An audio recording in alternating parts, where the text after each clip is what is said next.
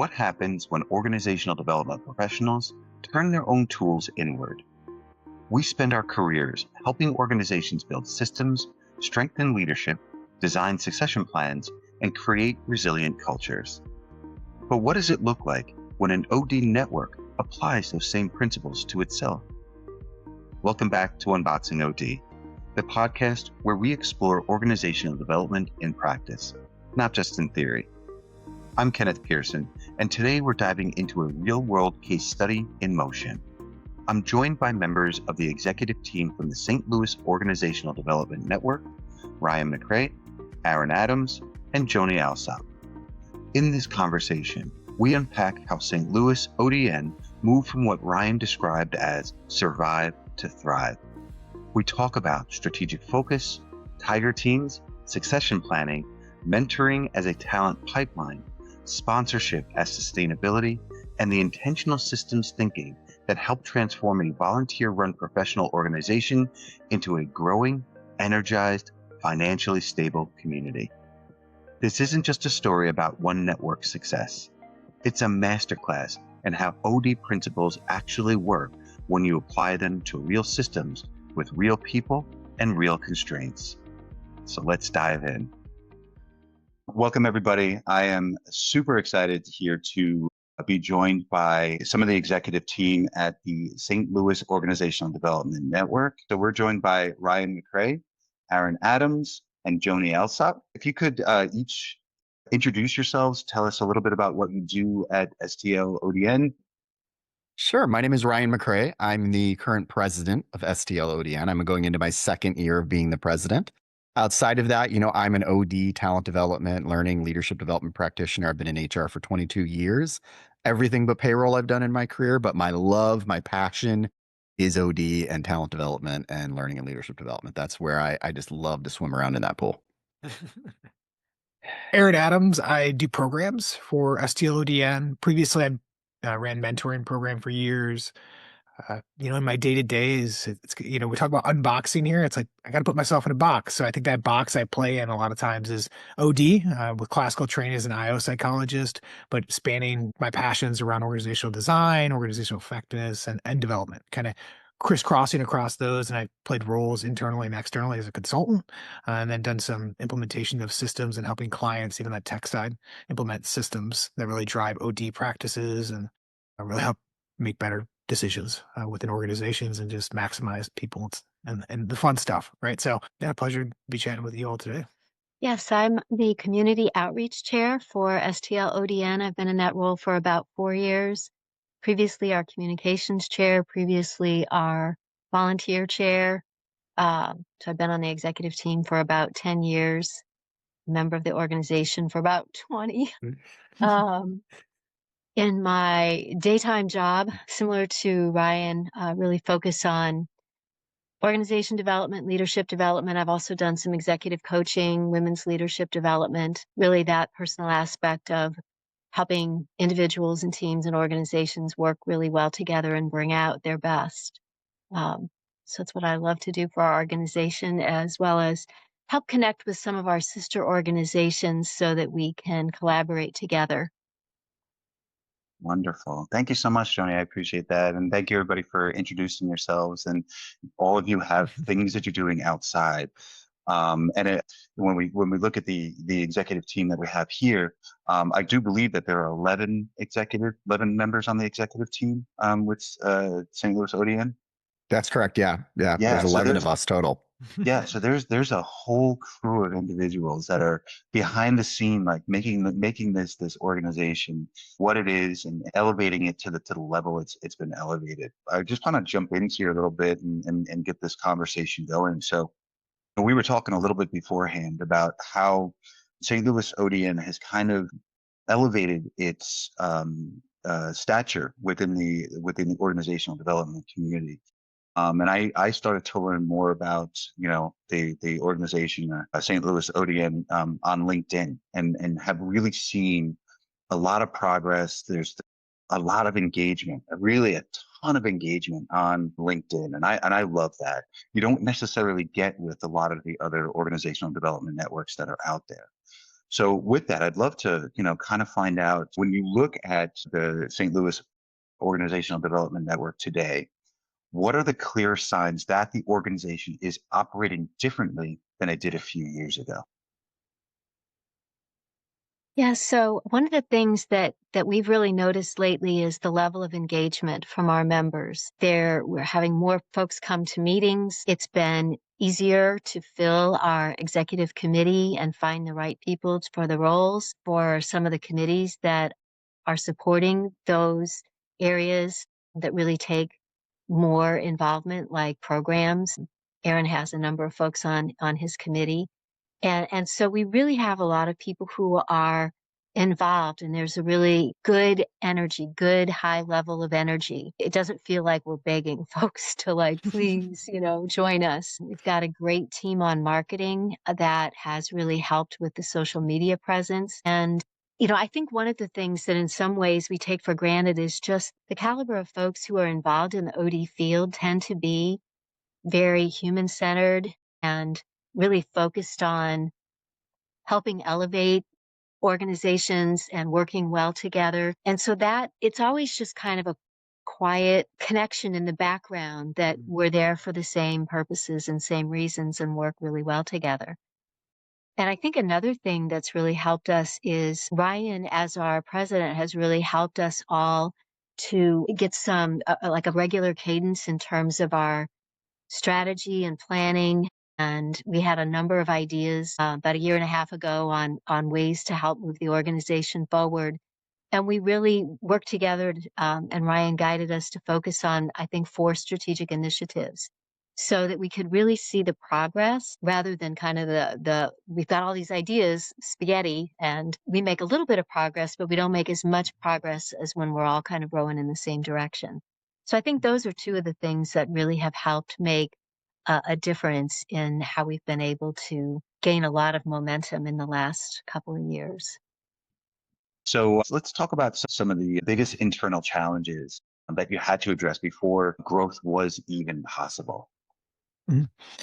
Yeah, I think when we were just talking there previously, we talked about, right, we have the system, we have the human side of it. So how do we get aligned?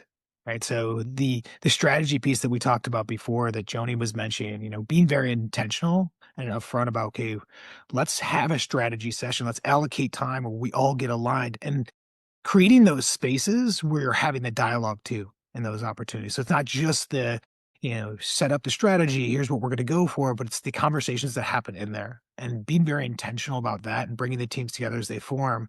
Cause you got people coming in and out a lot of times, ebbs and flows in our careers. And like you said earlier, Ken, like this is a little bit extra to what we do. So if this is a little bit of extra, we're going to get some change, we're going to get some turnover, we're going to get varying degrees of energy and bringing those people together, creating those spaces to get aligned around strategy. And then as we break apart, and even in those sessions too, it's about the human side that we just mentioned, right? Connections.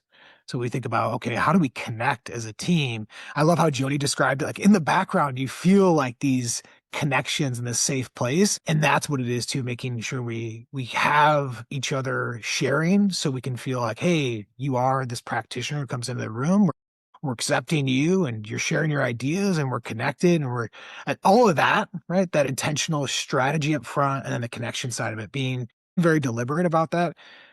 I think that's what really, really sets it up before you can even get there, right? So I think as you have those challenges, it's when you don't do that. In the past, I Mhm. think Joni had mentioned she'd been on the board for 10 years. On and off, I've been on the board too for 10 years. I think when you don't do that, it doesn't set the conditions up to be successful. And you're kind of like building a strategy within a team, but then maybe asking the question, hey, are we driving the organizational strategy here too, as we think about STL ODN?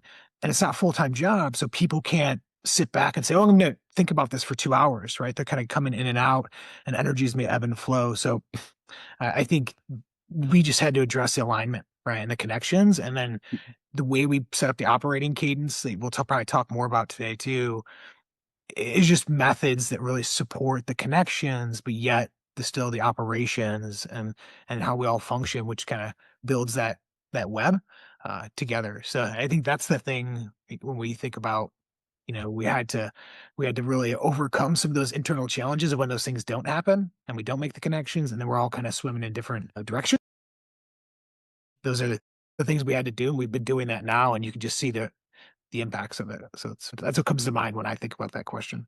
Yeah, so let me follow up with that a little bit. When you were thinking about those, I know that some of those internal challenges were just kind of like getting on the same page. But when you were developing those strategies, were the strategies coming from the board, and let's say the executive team when believing, like thinking that they knew what the network needed in terms of the members, or were you being informed by the members to create some of those strategies in there to kind of like to kind of move forward with the organization. I mean, sorry, with ODN. So did you use member informed decision making? Mhm. Yeah, that's a great question. I think all of us have played the role of member. So as Hmm. we think about being on the executive team, we had that lens. Did we do a survey beforehand? Not necessarily, right? Like surveys specifically just for that strategy session thing, like the pre-work. I think a lot of us are connected to the members in our personal circles, and we've been members. So I think the voice of the member is kind of transition between executive decisions and experience and empathizing with the member experience and what we had. I think that was just part of who we were in the room as the executives. And I think that's what's unique about these professional organizations. You're both a member and you're part of the executive team at the same time. So I think that'd be my way, but interested in terms of like Ryan and Joani, your thoughts on that question too.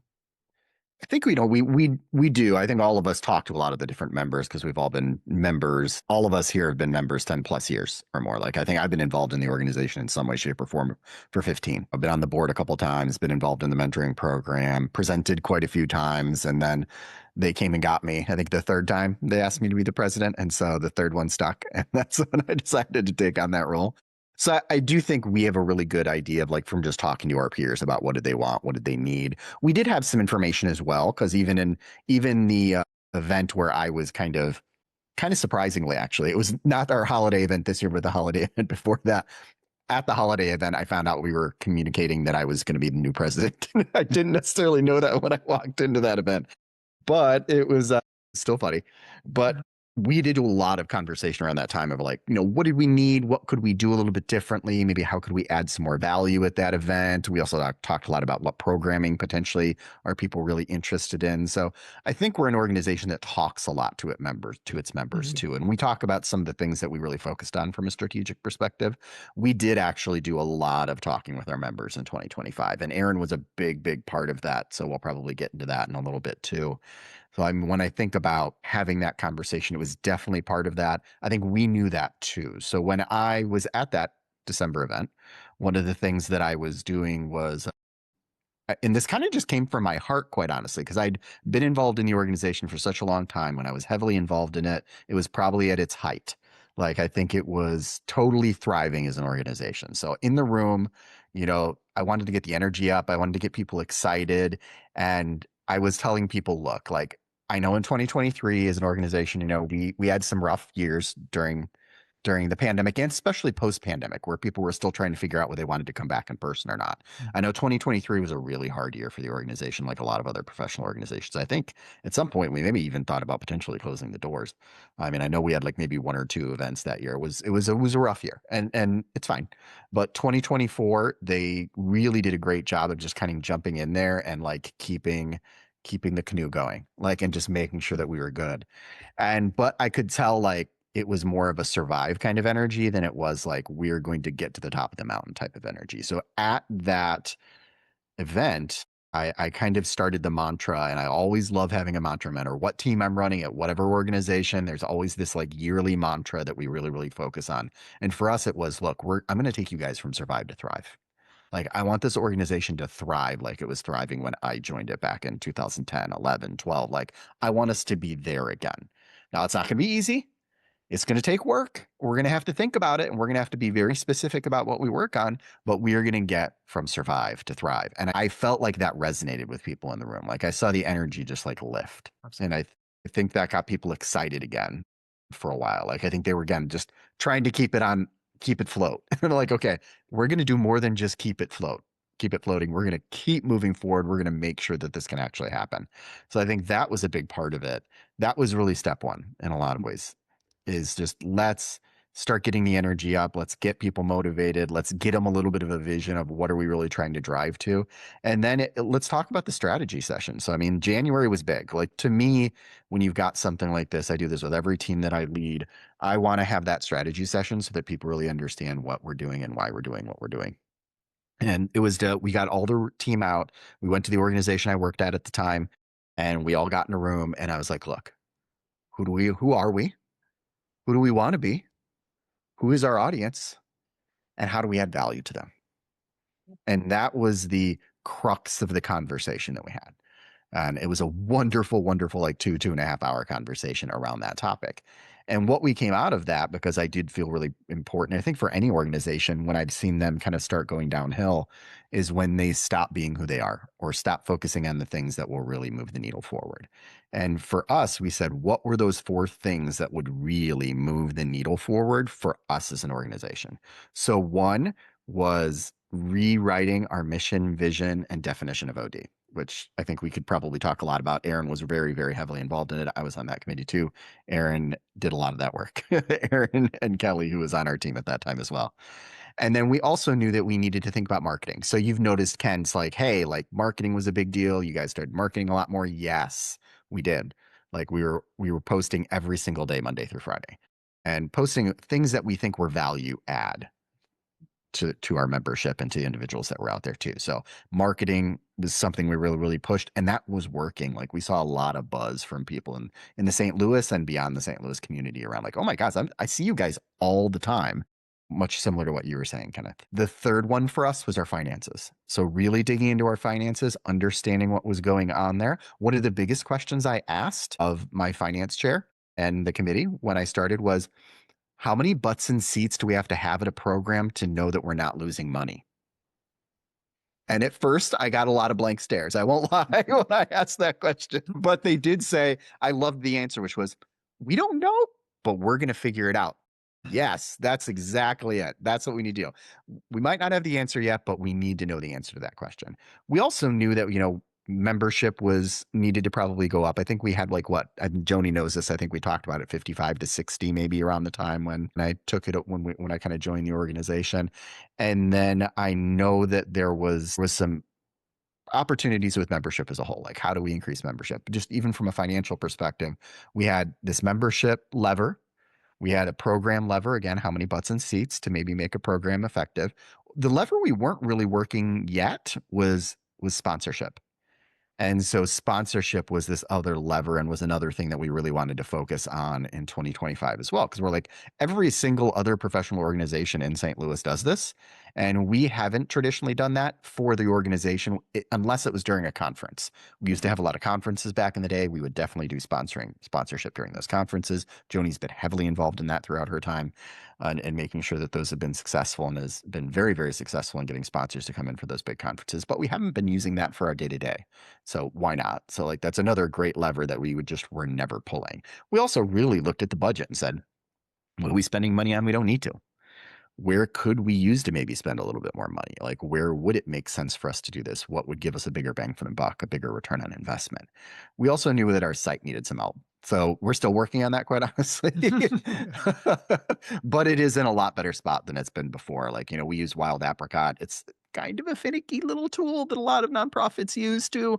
It's not the best, not the worst, somewhere in between. But no, there was some real opportunity for us to kind of make some changes and do that as well. So those were, when we had that conversation, the very 4 specific things that we knew we really needed to focus on to give the organization the focus and the clarity that it needed. But also those are the things that can really help us, really focusing on membership, that mission, vision, definition of OD, really understanding our finances, including sponsorship and how that could add to those finances. And then how do we really think about how we're representing ourselves from kind of a marketing communication website perspective? Like how do we really dig into those things? Were really, really important for us. When we talk about that, I mean, I was just thinking about the next question that we have here for you in terms of that. I know you're talking about, some of the little things, having that 2-hour conversation, really redefining the mission, vision, values, really having I don't want to call it disjointed efforts, but it almost seems like there was some like siloed efforts in there, not because people didn't get along. It's just that people had other, other priorities and just kind of, Yeah. that again, you're not all working 40 hours a week with each other. It's like, yeah, I can put in a couple hours here, a couple hours there, maybe, but creating that conversation and really, really getting individuals to be more focused in their specific areas based on those strategic pillars that you were just talking about. So with that though, like what other, or, if there are any other earlier decisions or changes that made the greatest difference in moving the organization, because you said, moving from survive to thrive, what were some of those decisions that really helped you move out of that survival mode? I think the ones we just talked about for sure. The Mhm. other maybe smaller things, which maybe we would take for granted, but I think were important to think about here. One, even the way we were doing our executive team meetings. So Okay. before, when I first jumped into the first one or two executive team meetings, we were kind of had a catch-all type of meeting, and it was a little crazy when I first saw the first two. And what we were trying to do, and I think after I seeing one or two meetings, I saw what was happening, is we were trying to do strategic things and very tactical things at the same meeting. And we weren't really getting very far with either of them, is kind of what it felt like. I mean, some things were getting done, but clearly, but there wasn't this mix. So the first thing we did was actually split those two meetings apart and have two meetings, two 1 hour meeting instead of one 1.5 hour meeting. And we split those apart and said, okay, this first one is our strategic meeting of the month. So we're going to focus on those 4 strategies that we talked about and talk about whoever's leading the charge on that, because we all took like committees tackled each one of those focuses. Like let's talk a little bit more about what we're doing in those 4 buckets.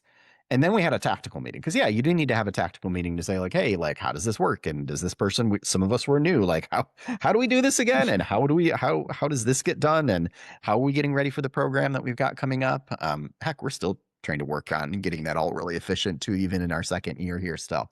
But that was a big one. I think, how do we start really thinking about how we're meeting, and in a way that made sense, and a meeting that we could almost split out this tactical and this very strategic type of work that we were trying to do. I think the other one, and I'm going to kind of put you on the spot, Aaron, is I do think the early work around our mission, vision, and definition of OD really showed our membership that we cared and we were focused in and we were spending time with them. In March, we luckily had a little bit of a scenario where someone had kind of canceled on us, and that happens in programs like ours. Like, we were lucky that's the only one actually that happened last year. But we were like, you know what? We're doing some of this mission, vision, and definition of OD work. How about we take the time and just facilitate something with the members? So we had a whole bunch of people show up. We had like 30, 35. We even had a whole bunch of new students that were in the room that day. So they had a very different perspective on all of this. But we facilitated like an 1.5 hour session with the room, like really understanding, like, what do you guys, when it comes to mission and what we are, what does the current mission connect with you? If it doesn't, what's missing here? Tell us a little bit more about that. Same thing with the vision. Same thing with what the definition of OD was. And even as we started digging in a little bit more to that, that was just kind of step one. Beyond that, we started doing things like focus groups. I'm going to pass it over to Aaron, because Aaron can tell you a little bit more about that. Was just step one, like having that conversation in the room with them. But then we continued that conversation for another month or two to really understand and make sure that we had a mission, a vision, and a definition of OD that like spoke to our membership. Mhm. Yeah. I think the setting the conditions for that, where we co-created, right? It wasn't like happening to the organization where Ryan got up there and said, hey, this is our mission, this is our vision. As the president, this is where we go. We really co-created from the inception of that meeting, and then followed that thread through, had focus groups that followed up, did some surveying, and really built around what the members were sharing with us. And I think that's what made it powerful. To Ryan's point of like being intentional about our process. We had a team dedicated to that. So even when we talked about our strategies, they didn't sit within one group. So we had to say, oh, programs is going to run this, or mentoring is going to run this, or, Joani's going to run this within her team. We said, okay, let's put a tiger team together on this. So when we thought about that team that drove that, it was Kelly, Ryan, and myself. When we did that whole initiative, it was like, okay, let's co-create with them. And we're all thinking, okay, let's get a little survey feedback so we get a little broader audience.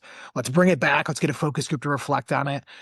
And then let's pull it out. So as we built it at the end, it was really the members that built it. We just kind of moved through the process. And like Ryan said, right, good good sometimes, and there's probably some areas for opportunity in that. But we did the best we could to say, who do we serve? Right, we serve our members. Let's get them in, and that co-creation with them was impactful. And at the end, we felt really good, and things even emerged that we didn't plan for. And we're like, we're still talking about it today in the board. I'm like, hey, there's this one thing. Let's not forget about this one thing that emerged that was really important to how we show up in the region as an organization, because St. Louis is a very dynamic region. So how do we want to show up? How do we want to be viewed? And then that's something we'll take further, this year and in years to come. But, you learn from them too. So we took them through a process. They helped us in the mission and vision, but ultimately we learned from them too. Like, there's this other thing that was really important to them that we didn't necessarily plan for that we can address later. And I think that now you're building an organization that is around the voice of the members. And now you're really feeling like, oh, well, I can go that place and share my perspective, and they're listening, and we're building things. And so as a community, I think it was really strong. Yeah, it was great. It was fun. A lot of learning on our side, but to Ryan's point, it was a fun initiative and a great starting point. And yeah, it was good stuff. Just a little thing that the teams that Aaron mentioned, the Tiger teams, we didn't have, Aaron has a standing program committee, but we'd have committees come together, like a sponsorship committee, to get our sponsorship program up and running, the mission and vision. And so we do the work, and then that team would disband, but it made sure that it wasn't like on one person's shoulders, and we had lots of different perspectives. We had the people who were going to be touching the process in the room so that we could work across those different areas. And I think that was also really helpful to having the momentum and having things, the excitement of being able to see things come together quickly, as opposed to taking months and months and months. And it's like, oh, it's still not, that one little piece is not done yet. So we could see the fruition of our work. It's very exciting. But listening to all three of you talk about this, almost it would work as a great case study. And I love the message in there. And it's I know we're talking about St. Louis ODN, but it really is the ability to see these things that we always talk about in organizational development. I mean, of course, you need to have the executives to help make those decisions, to help create those strategies, et cetera. But it always falls flat if it's not driven by the front line, So thank you for that. I appreciate you just kind of, I like to try to connect the dots a little bit too. So, but yeah. So what would you point at as like the most significant success over the last few years? I would say it's the level of engagement is really up across the board. Our membership has more than doubled in the last year, I would say, Ryan. Yeah. Time frame wise, we've really looked at, we don't have our membership chair here today, but really looking at the value of our membership, the benefits, what's included, the cost to kind of balance our organization's needs and what the members are receiving to really kind of upgrade that member value proposal. We've gotten more volunteers on different committees and roles. And at one point in the past, we really had like volunteer descriptions with what a volunteer would, a role description, what the volunteers would do in that role, how much time it would take, so that we're not just trying to get people in the door, but getting the right people in the right role so that it was sustainable, that it was enjoyable, and to make sure that all of our needs were filled, but that it was an enjoyable, sustainable process. In my role, I'm looking at those partner organizations so that we're not competing with people who are doing similar things in like the learning and development space, the HR space, but how can we work together, create more visibility for human resources and the OD functions, with more visibility for the kind of the big leaders in the St. Louis region, to say, hey, we should be thinking about how we approach HR. It's not just hiring and managing payroll, but it is those systems, and it is the robust onboarding and the leadership development and the sustainability pieces. We had an initiative here in town by one of our chambers, I think it was called St. Louis Rethinks Talent. And so really something that's more region wide to increase that visibility. So trying to find ways to work with our partner organizations to kind of lift all the boats, if you will, and to be more engaged and to hear that voice of the customer. So it kind of is, in some ways, some iterative loops of that engagement piece that we've started with our members. What do they want and need? And then kind of carrying that through all the different aspects of how we operate both within and externally. I think Joani did a great job there. Yeah, we've had some wonderful connections with groups. We even had a local university want to start partnering with us just out of the word of mouth and them seeing kind of how we're starting to show up, especially on LinkedIn, like you mentioned. I mean, from a LinkedIn perspective, as far as engagement, what we can tell you is that our amount of followers on LinkedIn went up 32% last year. So yeah, so we boom, like really went up there. I would say too, the other thing that was exciting for us, obviously we're a nonprofit. We're not about making money. Like that's not really what we're for, but making money is important for the, financial stability of the organization for it to be around for a long term. That to me is a big part of the survive to thrive. Like we actually have to be able to afford to be here and continue to be around so that we can be here 5, 10, 15 years from now so other OD professionals can enjoy and partner with each other. So that was an important one for me too. Joani and I back in 2012 ran a very, very successful conference. I think probably one of the most financially viable conferences that we had. And I would say, our team has done a really good job with that in 2025 too. I think we had our first profitable year probably in maybe 5 years. So, I mean, it was a wonderful, wonderful thing to see, not us losing money, not us, breaking even, but actually making money in 2025. Which again, we're not a for-profit organization. We didn't make millions and millions of dollars. We're talking thousands and thousands of dollars. But it was good to see us making money instead of potentially breaking even or losing money as we have in the previous couple of years too. That was really important to us as well, and that was because of all the successes of membership and membership going up again, up almost by half. Programs, man, we had like 3 or 4 sellout programs. We had international bestsellers come in. We had local CHROs in a panel that I tell you that packed the room when we had that. We had some really great authors and really great individuals kind of coming in and presenting throughout the year. Even some individuals from like Dale Carnegie and other places. So it was a stellar year all the way around, but it was something that we've got the numbers to really show like, yeah, like this was the important thing that was probably going to help turn the organization around if we focused on these 4 things. And in every single one of those categories, we saw numbers go up. I've worked in nonprofits before, so I know like operating in the green is a major accomplishment. Most nonprofits operate in the red, and that's the way it works. But with the I'm just going to follow up on this too. So with the with 2025 being as successful as it has been in terms of some of the initiatives that you've had, in terms of the the speakers and having these, like how are you starting to plan, or how are you going to keep that momentum going? Yeah. So I think there we're talking more along the lines like when you mentioned earlier, kind of about like systems, right? Structures, like how do you operate? Hey, and we think about we all come to this place with good intentions, right? Hey, that's great, but we need an operating system to really look at. I think Ryan's observation that he shared earlier tells a really good story around, hey, when we work, what happens? Well, we got people doing strategy and we got people doing tactical stuff. You can't do those 2 things at the same time. Right. So one of the things that we did very intentionally as a board was like, okay, let's have strategic conversations. There's a meeting just for strategic conversations, an ongoing biweekly meeting that we have.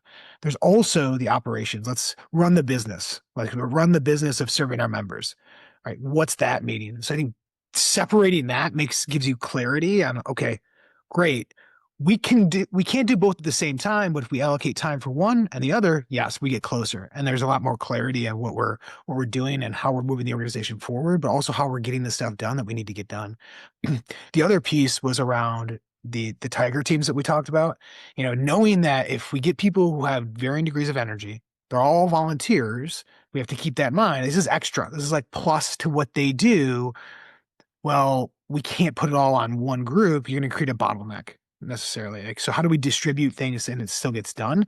I think that was, leveraging that too. Because I think a lot of times it's, it gets assigned to whoever raises their hand and then gets stuff done, and then it keeps going to that person, right? And I think we were more intentional about the system that we were building on how to how to standardize some things. And now even like Ryan said, we're like going forward to say, okay, let's take this, let's double click on these things. Let's go a little bit further. And we have our secretary right now who's a really good process mindset. Her name's Melanie. And she's been going across each of the teams and listening, like what are the needs? What's working well? What are some of the handoffs? And she's working with the team I work on programs right now, and we're breaking it down. We're saying, okay, well, what is the handoff? So like, what is the flow? Because we all love visuals, right? What is the visual? What does the visual look like for executing a good program? And we think of all the handoffs, the exchanges that happen between. So what happens out of sometimes chaos, as we think of these volunteer organizations, is more been like, all right, we got a visual, we can see this. Oh, okay, that's how that goes. And people can proactively move and even grab if other people are like, hey, I got really busy at work. It's flying me out of the country. All right, I know how that baton passes. Let me grab it. I got you. Okay. So that's the other thing too. Energy is going to shift. Volunteers' capacity is going to change. How do we build systems? And we're continuing down that path and even rethinking some of the historical structures, right? Because I think they were designed around a pre-technology heavy era. And I think now we got a lot of tech that can do a lot of things that can enable people even more. We used a lot of mentoring. Like we use tech mentoring technology to say, hey, the matching process, how do we scale this? Which opened us up to really expand our boundaries for who could be involved in those programs and do some of the things. So it's using the systems thinking to say, okay, what processes do we need to create more visualization around? What tools do we need to do? And then ultimately feeding back into the data, like Ryan said, to share the story. And we've looked across each team like that, and we've all embraced it. And they take it back to their teams. So whatever happens on the executive level, we bring it back to our respective teams, and then come back to the executive team too, whether it be strategy or operations. So I think that kind of dance we're doing from an operating rhythm is really nice, right? It's pretty smooth and able to move things forward. And then obviously we can go further from where we are, but it's created a really good foundation for us that is simple enough too, because it's not adding too much complexity and detracting from the value, right? Because like you said before, OD folks like to nerd out. We can talk about OD all day and we keep doing more and more and more. But like Ryan said, is it the focus? Is it the right stuff? Is it the big four? And that's the key. Like you got to be focused on this stuff. So that's I think what we did from that system side that made some difference for the organization. Yeah, I think in 26, Ken, the way that we're really thinking about this was, the house looks beautiful on the outside now. We've, painted it, got some new grass seed in there, good landscaping, looked beautiful out there. And everybody wants to come and hang out in the house now, but it needs a little bit of work on the inside. And so that's where we're spending some time and energy, especially from a long-term perspective. Again, we want the organization to be healthy for long-term because 5 years from now, none of us will probably be on this organization, would be my guess, at least on the board. We'll probably be doing other things in our careers, in our life. But we want the organization to be in a great spot then. So we are spending a lot of time looking internally to those processes, those systems, those SOPs. None of that is sexy. No. But it's important. It's important. To me, it is. Yeah. Depending on and some OD people, that is quite sexy. Yeah, I like it. I don't find it super, super sexy, but it's, it's cute. Yeah. I like it. It's good. It's good. But that's some of the places we're spending. But also just, again, what are those things we really need to focus on? What's important? I still think trying to figure out like, where should we be spending our time and investing in that? Like we got again this last October and did the same thing. We spent some time really focusing on like, what are the things that are going to move the needle, or do we need to continue to work on and continue to move the needle, for next year? We just got sponsorship launch. That's been big. That's been a huge, huge thing.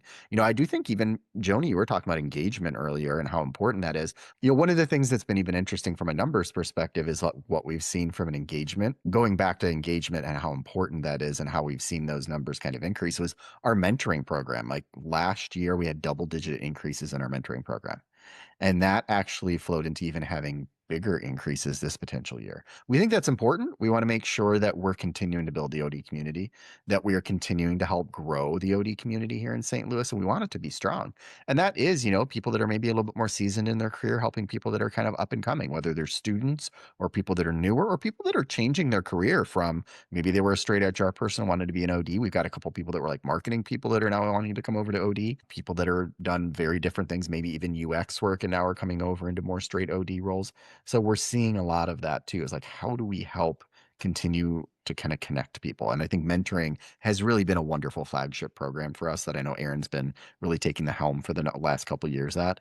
And we just think that that's so key and so important to what we do is how do we get us connected and how do we all learn from each other? And that mentoring program is a big part of it. Yeah, I think an additional piece, though, structurally that helped with the mentoring was that people used to be able to participate in that program and not be a member of STL ODN. And we did change and make that a requirement so that they not only had a little bit of financial skin in the game, but they also had then access to our member resources, to a library of past programs, and ways that beyond just meeting with their mentor, they could deepen that experience. They could participate in some of the monthly programs. They could access the additional resources. So it was about providing the mentoring, but it was also about building the community as well as making sure that we were honoring the value that we were bringing in terms of the financial investment. Even though it wasn't a big investment, it was still communicating a different message to say, hey, we want you to be here and be involved, not just come and take and leave. Hmm. Yeah, and it's so great. By the way, I'm listening to this conversation myself, so I'm loving this because you're getting to see when we're talking about systems, we're talking about OD, how systems work, and we're talking, Aaron started in that conversation with talking about, we're keeping the momentum going, yeah, and Ryan said on the outside. I'd say like we planted some grass, we have some trees, it's beautiful. Everybody wants to be part of the house, but when you go in house, there's still some details that need to be taken care of. And Aaron was talking about like creating the SOPs.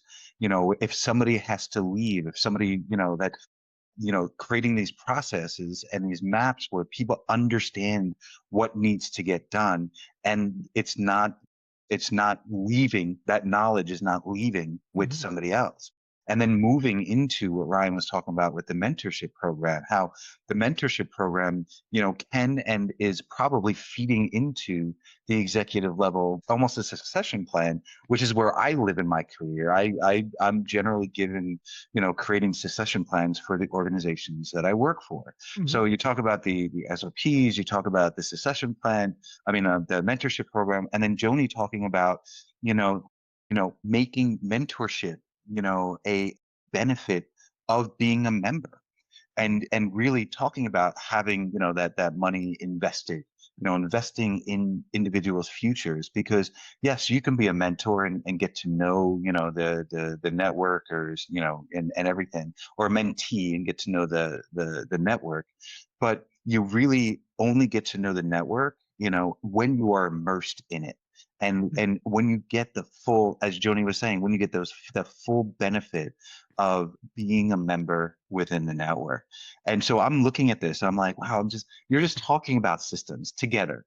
Yeah. So, this is what we're talking about. Organizational development is about systems, and it's not only just about systems within the organization, it's systems within how we elevate the human, or the member, or whomever, the human within that organization, and having them be able to kind of bring it outside when they need to, because again, all of us, we all, all of you have your own outside jobs. You don't all work together. Okay. And I could tell you probably the executive team does not work together outside of, working together within the network. I'm sure the members, some of them work together, but most of them don't work together. So you're bringing all this knowledge into the organizations that you're working for. So it's really good to just see it and hear it and listen to it. I just wanted to acknowledge that for the audience members, that this is the way this works. When we talk about organizational development, like this is the way this works, and we're only talking about a small portion of organizational development. But organizational development is, when I say in previous episodes that organizational development is in everything within the organization, it is within everything in the organization. So yeah, so thank you so much, everybody, for just putting that on display. It was just wonderful to see. I'm just sitting back in awe, being like, oh, this is great. Well, I love that you talked about succession planning too, because that is one of the things we did in October at our strategy session. So that was the first time, not the first time ever, but I think the previous time we met, we were still figuring out who we were. But when we got together in October, I really wanted us to have that conversation around succession planning. And that did lead to some, like Aaron moving into the programs role, from the membership role. That came out of some conversations during succession planning. One of the things I love that we did this year is I think, and Joani knows because she's the one that was coming to recruit me to be the president a couple of years ago. Like, what's been always challenging, I think, with STL ODN is that we have never really known who the next president is going to be. Like, I think we've had ideas, especially because we come from OD, of like, hey, we should probably like have some good succession planning. I don't know that, again, this is all, as I like to tell everybody, it's all our side hustle. And so because it was all of our side hustle, we haven't always had maybe that robustness that we've needed around succession planning. But one of the things we did this year, even though I think it was an idea that's been sticking around for the last couple of years, is we now actually have a little bit more structure of like, president-elect, who's the current president, what's past president look like, and what do those roles mean? And so for our first time, and I think ever, or at least in a long time, we've got a president-elect. So we know, and I'll give her a plug, Allie Carson, amazing. We all love her. She's been jumping in for the last couple of months. She's been getting her feet wet, sticking her feet in the deep end of the pool with me and others. We know that when I'm done after this year, after putting the 2 years in, we know Allie's taking over. And that is something we haven't ever had, is knowing who that next president's going to be. And she'll be with us all year. So she's going to get a chance to see and know and understand and be part of these system changes and SOPs and knowing how we make decisions. And she's going to have her own vision of how she wants to continue to take this organization in the future, which I think is great. But we're going to know that. So even go down to the succession planning, you mentioning that, like, is something we've even spent our time on in our last strategy session of like, what does that really look like? And we've seen it become fruitful with Aaron moving roles that he moved in, people that he prepared taking over the mentoring committee that he had, others who were in other committee member roles now moving up to the exec team, and then us knowing for the first time ever who's going to be the next president. Mhm. Yeah, what I like what Ken, you and Ryan are sharing, it's like if we do things like mentoring, if we do succession planning, if we're setting up these operating mechanisms that give more visibility, if we're being more intentional about how we meet, what does that do for the system? It makes the system more resilient. So it can sustain. You do those things, and those things make a more resilient system that you have. And I think that's where, as OD practitioners, we are enabling, right? That function is to enable the system to be more resilient, and we're more focused on the human side of it. And I think that's where we think about that. And so I love the story that two of you were telling there. And I was like, yeah, it makes us more resilient. Like if things happen, we will survive beyond this because of these choices that we made in there and how we set up the system. So I love it. And and we talk about these systems and the importance of all of these systems is when they are intentionally structural, okay, and they are connected together, what that does is it eliminates the unnecessary focus being put on details that could be taken care of with a intentional structure, so that you can start to focus on, as Ryan was talking about with Allie coming on. Allie's not just going to walk in and be like, oh no, like what am I supposed to do? And it's going to take her 6 months to get, or a year to get up to speed, when her time period is 2 years. She's going to be walking in and knowing exactly what has been done, being a part of those conversations, and she's going to be able to move into what her vision is, or the vision of the organization that she sees, instead of trying to figure out where everything is, like where Ryan put the keys and all that kind of stuff. Like you laugh, but that's a real thing. Like, where'd you leave the keys to the drawer or the file cabinet so I can get all the, like, those are some major things in there. And I think it's, again, we're talking about, I'm not kidding when I say that we should use this as a case study, in terms of St. Louis ODN, an organization that was able to move into a more structured organization using OD principles and using OD techniques and practices in order to structure an organization that is running efficiently. And is it perfect? No. Is anything that we do in OD perfect?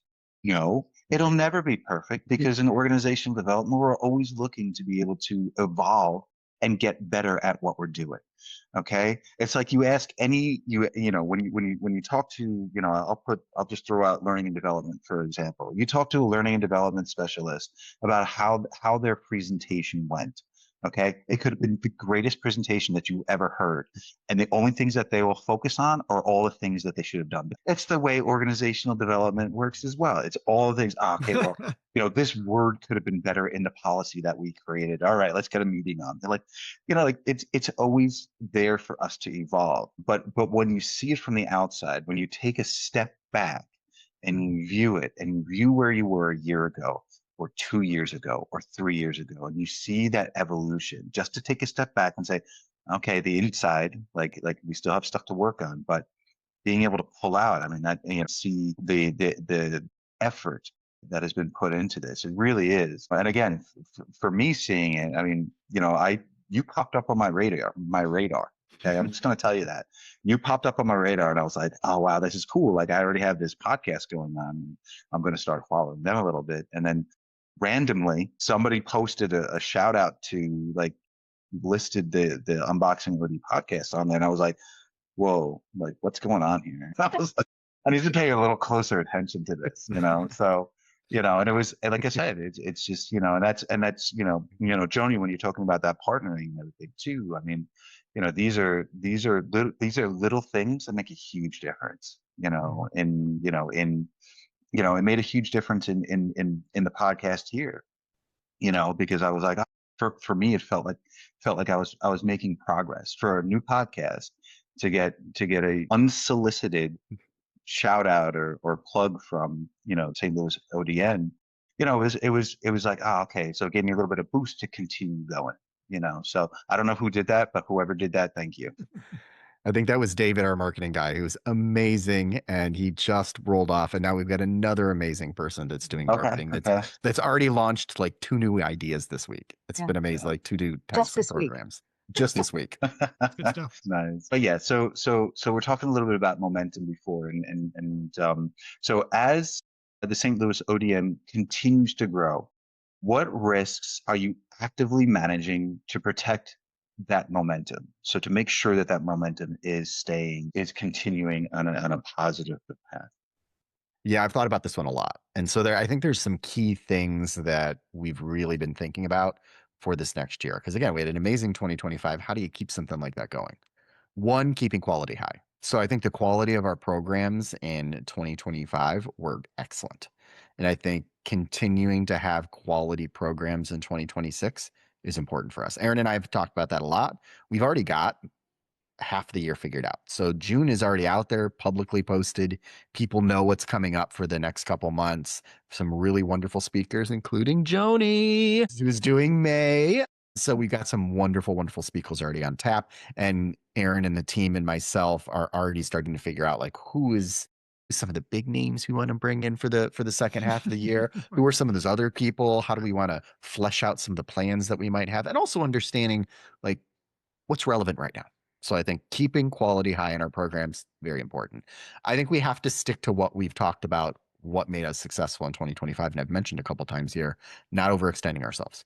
So, I mean, I want us to do new and different things. I think there are things that we want to do to try to help. Like, we're going to really focus on AI this year and doing a special series around AI. We're going to start maybe figuring out throughout the year, especially in this job market, how we can help people get more connected to jobs, but being very specific about not overextending ourselves. So we can do 25 things, but gets back to what I talked about earlier. Doesn't mean that we can do 25 things well. So how do we make sure that we find a balance to pick the right things to move forward on and not overextend ourselves? I think that's a big one too. I think succession planning, we've done a great job with that. We want to keep going with the succession planning. What does that really look like? We'll have to figure out who would potentially be even that next, president-elect after Ali. I think we need to start thinking about that now. Like, you start thinking about some of those things at this moment, not waiting till later. So I think really keeping our succession planning strong. I think for our teams, for our groups, making sure that we've got enough people and the right people on some of our committees is a big one. And then that thoughtful growth. Again, what are the right things that we need to be working on?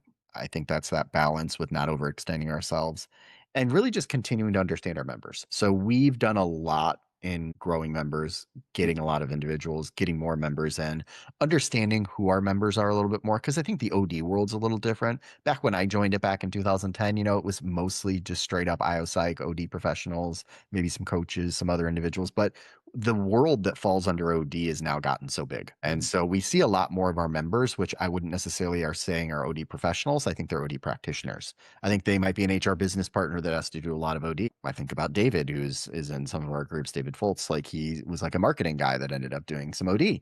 Like you've got a lot of people that are getting the work of OD put on their plate that are becoming OD practitioners. So I think, how do we really understand our members, understand what they need, continue to keep surveying and having that conversation with them. And when we need to, pivot to work on those things that are really important now, so that we aren't just ignoring those needs. Again, I think speed to market. What are those things? I think about a lot of what we do in OD as a product, and similar to what we're offering here, like what is that value add for our people? How do we get it to them sooner?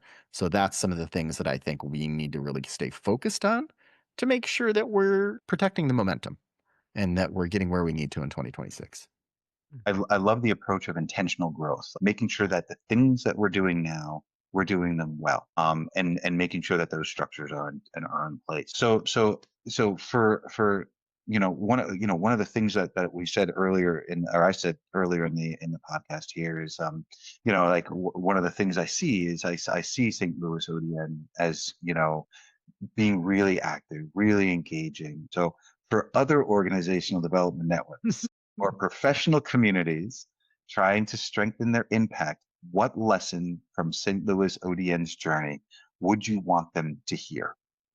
Yeah, so in addition to some of the things that we've talked about in terms of engagement and structure, we also try to take a regional approach. St. Louis, most of the conversation is St. Louis City and St. Louis County. And we really sit in between two states.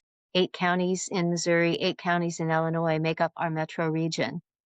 And so some of the organizations we're trying to partner with also take that regional approach, because one of the things the region has contended with is trying to compete with one county with another for certain tax dollars or for visitors or things like that. And the region as a whole then doesn't benefit.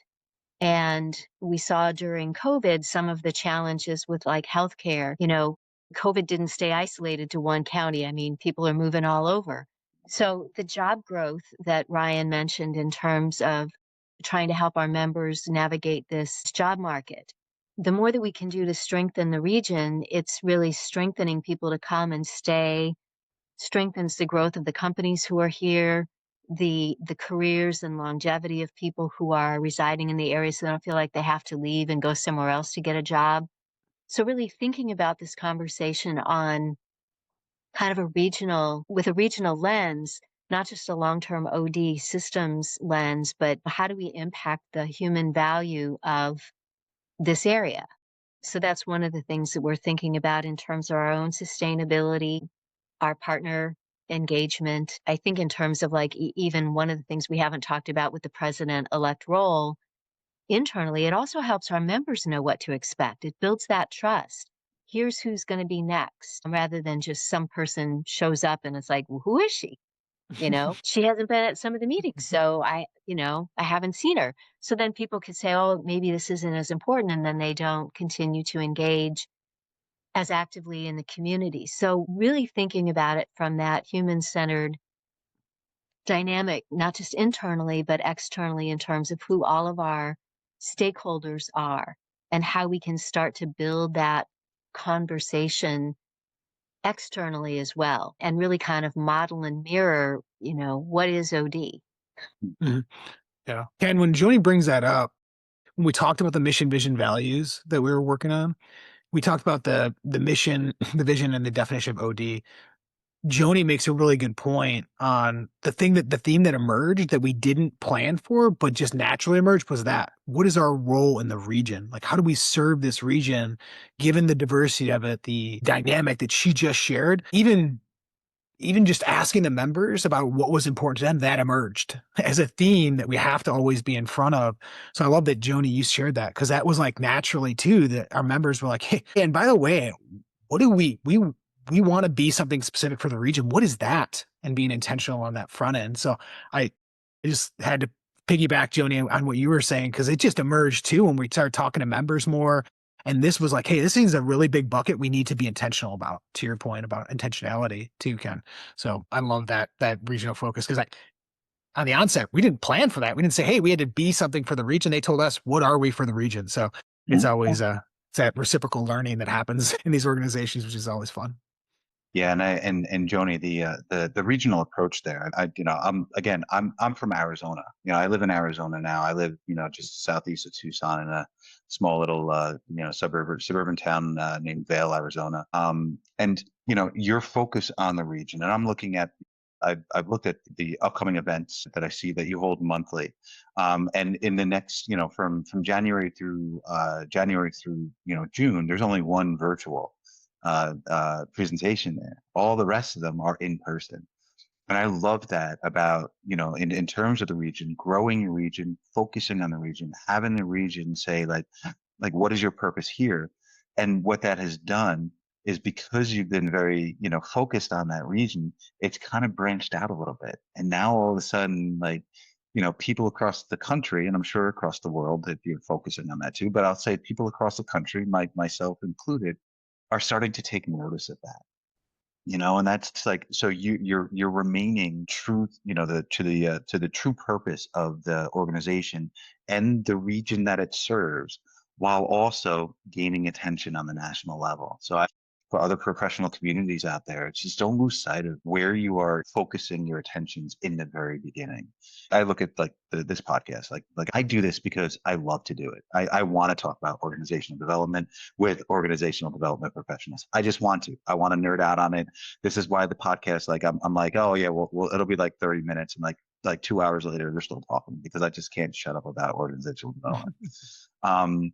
But my goal was just to have it be something that, the people that I knew in my network, we can talk about this. And it has grown, but it hasn't changed my approach. I'm still going to talk about organizational development to an audience where they want to know about organizational development. But again, that regional approach, that staying focused to the understanding the central part or central purpose or central reason why you were grown, or why you were developed or formed in the first place. So I'd love to hear, what are some of the things you are most proud of, that you've accomplished as a team, in the last year, 2 years.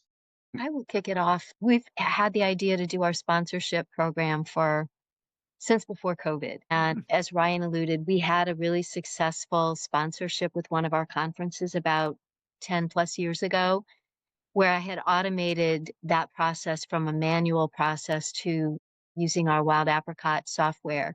So I knew that the capability existed. Marrying the idea for sponsorship and getting out, building out the program, the levels, the benefits, as a way to help provide some financial stability for our organization and give a place for our OD practitioners to shine when we are getting RFPs or requests for consultants, to be like that house for them, that people could come and have that central exposure. So getting that program designed and then working with our technology team to get the technology to work and being able to launch that's been really exciting to see after wanting to do that for all these years. And we've already had sponsors engage with us we have more than half of our sponsorship spots taken at one level. So it's been really exciting to see the response to it, and to know what that foundation is going to provide for our organization. It really feels like a win-win-win all the way around. So I'm personally really excited to see that, but I know I couldn't have done it without everybody in this room to, help flesh out the program, and then our amazing technology folks to in their not 40 hours a week job, find even more time to be able to get that software to work and do what we wanted it to do, so that it was a really value added and easy experience for our members to sign up. It's been wonderful. Yeah, if I think about it as a team, I think it is we've talked about it, momentum, right? We've got some good momentum that's been built over the years. I've been on and off the board for 10 years or so, in different capacities, and been a member for a while. Really good momentum and energy that you see, and you see it come through and in the members who want to be involved in the committees that we create. We see it, people wanting to be like, we're talking about succession planning. It's not the person who raises their hand, next person up. We're seeing that too. Like, people want to be involved. So you've built momentum. People want to be there. It's a place people want to go to interact with other practitioners and professionals or be exposed to information. So I think that's exciting. And we're seeing that in the numbers, as Ryan was sharing, and Joani and all of us were talking about today. Like, we've seen it grow. So that's a huge success. So I think the kind of new energy too, like, we're using channels like LinkedIn very actively and being very intentional about that up front. So I think that's a big success too, leveraging the technology. We leverage technology within the mentoring program. When I was on that, to do matching, right, to scale it out, open it up beyond just the STL and region to find quality mentors for mentees. I think that was exciting. We had very legacy practitioners that moved out of the market but still wanted to be involved, and they were just amazing practitioners, and we were able to draw them in and say, you can be a mentor. This is a virtual program. So I think that was a huge success of, and you alluded to it, Ken, like, people see you on the national level. That's exciting to hear. We also bring people in from the national and international levels to where we can. If there's opportunities, we won't stay just in the region about how we operate, but what we serve is the region, right? We operate outside the region if we can bring people in that are outside to help others. So we saw that in the mentoring program that I was closely involved in. And then I'm not going to do no spoilers here, but this year when Ryan's talking about programs, we had big program speakers last year come in that are at a national level very recognized. This year we'll be doing the same, right? And we're going to do something. We have something exciting in the mix. So it's just that energy, the momentum, and it's proven in the numbers and the successes. And so it's just it's a collective success, right? Across all levels. If we look at everything, we're raising the bar on all of these different executive functions that we have, because we've got a lot of energy coming in, and we're being intentional about how we manage the energy, right? We're creating mechanisms and ways to channel it that can help build the organization. And I think that's very unique to a volunteer organization of professionals, is that there's energy at varying degrees coming in. It's how do you funnel it? And you're not overly structured like an organization can be, because these are full-time jobs. We can kind of move the energy to have impact. And I think Ryan, intentionally or unintentionally, has done a really good job too of steering us and the energy. And I think him just being cognizant of that as a leadership development practitioner, he can see that and feel that and knows it. And I think that's what I've seen in my tenure now, retrospectively, as a success. It's like, I haven't seen this done before over the last 10 years.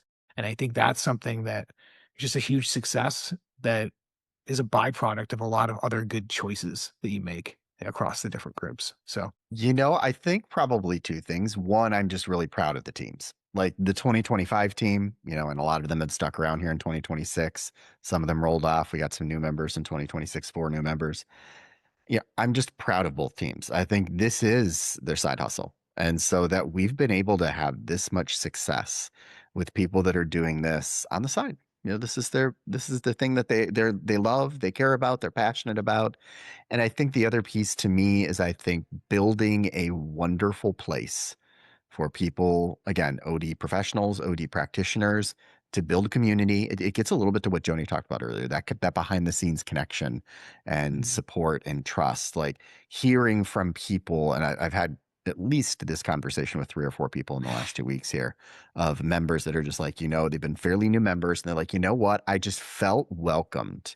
And I felt like I found my tribe when I walked in for that first meeting and started meeting and talking to other members of this organization. OD is such an important work in the community, in organizations. It touches so many things. And we deserve and need a place of our own, and a place where we can grow and develop and learn from each other and have that tribe. And I feel like the organization is that tribe for so many people. So I'm proud of that. I didn't do it alone. We all did it together, but I'm proud of it. That's amazing. And I know that again, all of you have work and lives outside of St. Louis ODN. I would love to hear where people can find you and any of the projects that you're working on, anything that you would love the audience members to know about you. So, Joani, if you want to start there, I would love that. Best place for people to find me is on LinkedIn, Joani with an I, Alsop, M-A. My contact information is there. I'm doing some coaching and consulting, some speaking engagements, serving on too many boards, rolling off one. Not this one. I'm staying on this one. That's just a little bit about me. Thank you, Joani. How about you, Aaron? Yeah, LinkedIn's a good place to connect with me. Similar to Joani, volunteer on different boards, do independent consulting, but coming soon, joining Lever Talent to run their professional services group, talent strategy out of Boston with a really tech AI forward kind of approach to the way we develop human-centered organizations. So that's why I'll be moving soon. Yeah, just connect with me. I'm always open to conversations around OD and the things we were talking about today.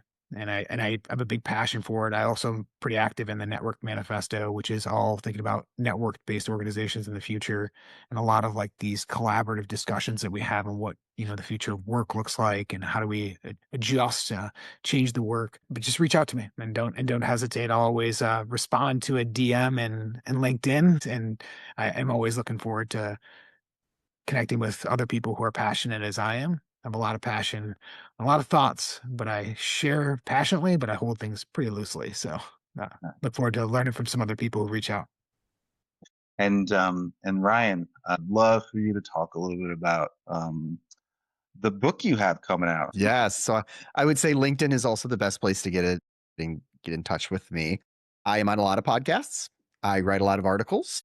Every Wednesday on LinkedIn, you are going to see what's called a quick bite of insight. And a quick bite of insight is a quick 300 to 500 word article on either leadership or work that just helps people really think about a topic and usually some real practical advice on what to do with that. So I started doing that in 2025. And about halfway through 2025, I figured out, holy crap, I'm writing a book. And so I took those quick bites of insights, all of them, kind of expanded on them.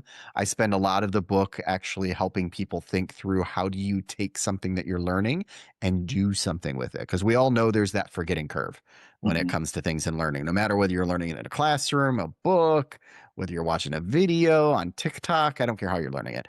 If you're not actually doing it, then it doesn't necessarily really resonate and it doesn't stick around very long, unfortunately. So part of the book up front is talking to people a little bit more about that, but I would call it a micro learning book. It's going to have 60 different topics on leadership at work, broken out into 4 different sections. And it's almost like a poetry book, read 1 or 2, put it down, think about how you're intentionally going to grow and create some action in some of those areas that you're working on, and then pick it up again, and then pick up the next 1 or 2 that's really resonating with you too. So it's not something that's meant to be read from beginning to end, but totally you can do that. If you buy the book, you can decide to do whichever you want to do. It should be coming out in March or April. So that's what it's looking like. We've got a few little pieces around the website we're wrapping up so that you'll have a website to go through with it, and a couple other things with publishing and posting it. But I'm going to self-publish it under my LLC. I do have an LLC on the side as well called Lucci Leadership Consulting.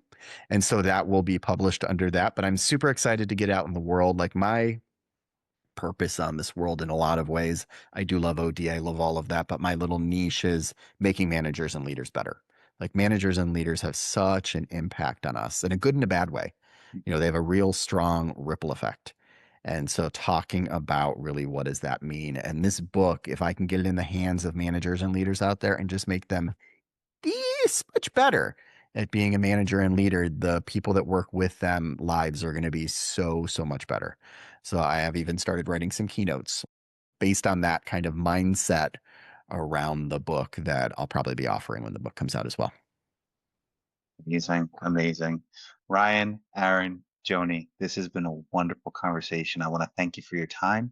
Thank you for being a part of this, and I look forward to many more conversations with all of you. And always, if you want to talk about OD and not in a podcast setting, make sure you have about 6 or 7 hours because I'm going to go off on it. So, but thank you all for being a part of the show today.